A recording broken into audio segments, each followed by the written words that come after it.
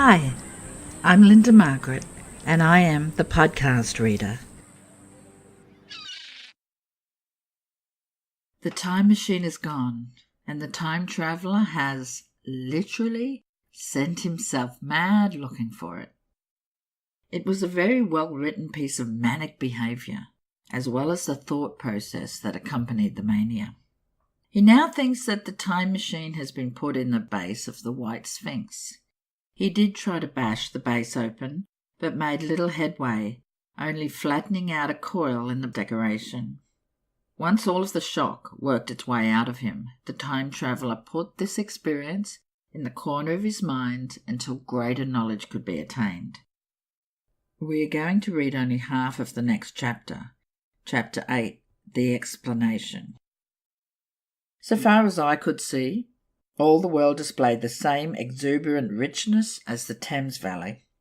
From every hill I climbed I saw the same abundance of splendid buildings, endlessly varied in material and style, the same clustering thickets of evergreens, the same blossom-laden trees and tree ferns.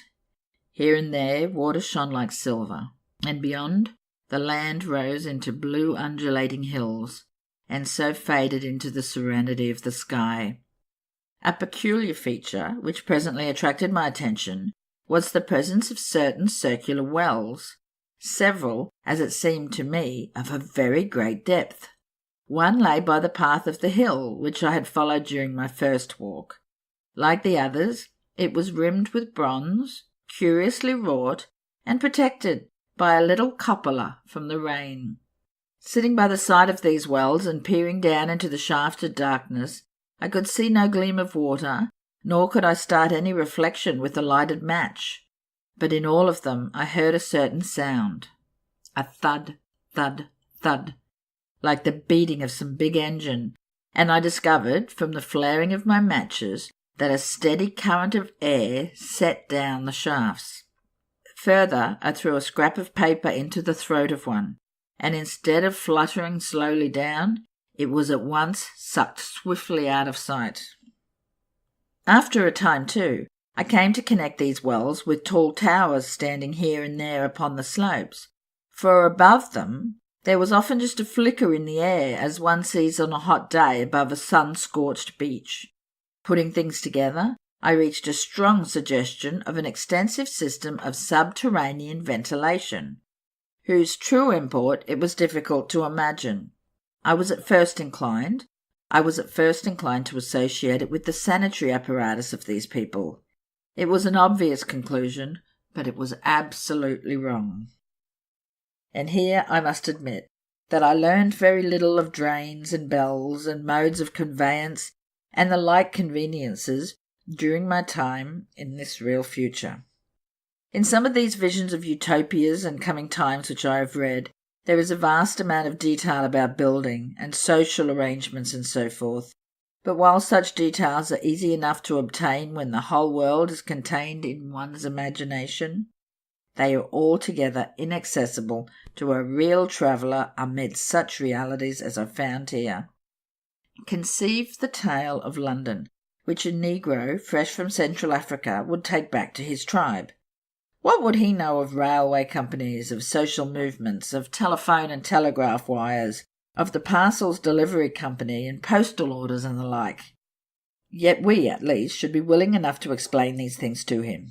And even of what he knew, how much could he make his untravelled friend either apprehend or believe? Then, think how narrow the gap between a Negro and a white man of our own times, and how wide the interval between myself and these of the Golden Age. I was sensible of much which was unseen, and which contributed to my comfort, but save for a general impression of automatic organisation, I fear I can convey very little of the difference to your mind. In the matter of sepulchre, for instance, I could see no signs of crematoria, nor anything suggestive of tombs, but it occurred to me that possibly there might be cemeteries or crematoria somewhere beyond the range of my explorings. This again was a question I deliberately put to myself, and my curiosity was at first entirely defeated upon the point. The thing puzzled me, and I was led to make a further remark, which puzzled me still more, that aged and infirm among this people there were none.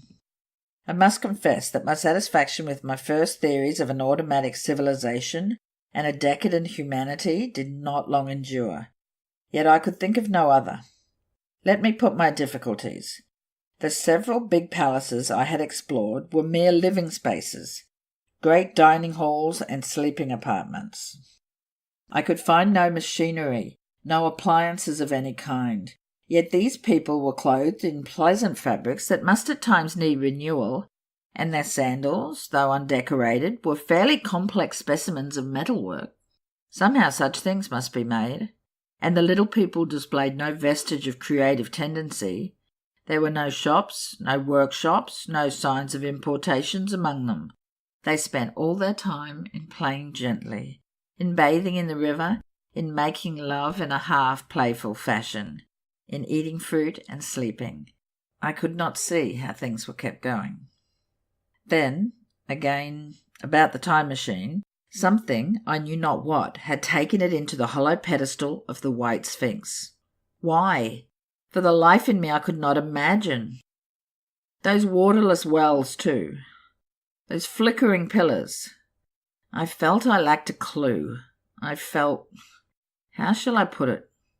Suppose you found an inscription, with sentences here and there in excellent plain English, and interpolated therewith others made up of words, or letters even, absolutely unknown to you. Well, on the third day of my visit, that was how the world of 802,701 presented itself to me. That day, too, I made a friend, of a sort. It happened that as I was watching some of the little people bathing in a shallow, one of them was seized with cramp and began drifting downstream. The main current ran rather swiftly, but not too strongly for even a moderate swimmer. It will give you an idea, therefore, of the strange deficiency in these creatures when I tell you that none made the slightest attempts to rescue the weakly crying little thing which was drowning before their eyes. When I realized this, I hurriedly slipped off my clothes, and wading in at a point lower down, I caught the poor mite and drew her safe to land. A little rubbing of the limbs soon brought her round, and I had the satisfaction of seeing she was all right before I left her. I had got to such a low estimate of her kind that I did not expect any gratitude from her. In that, however, I was wrong. This happened in the morning. In the afternoon I met my little woman, as I believe it was, as I was returning towards my centre from an exploration, and she received me with cries of delight and presented me with a big garland of flowers, evidently made for me and me alone. The thing took my imagination. Very possibly I had been feeling desolate. At any rate, I did my best to display my appreciation of the gift. We were soon seated together in a little stone arbour, engaged in conversation, chiefly of smiles. The creature's friendliness affected me exactly as a child's might have done.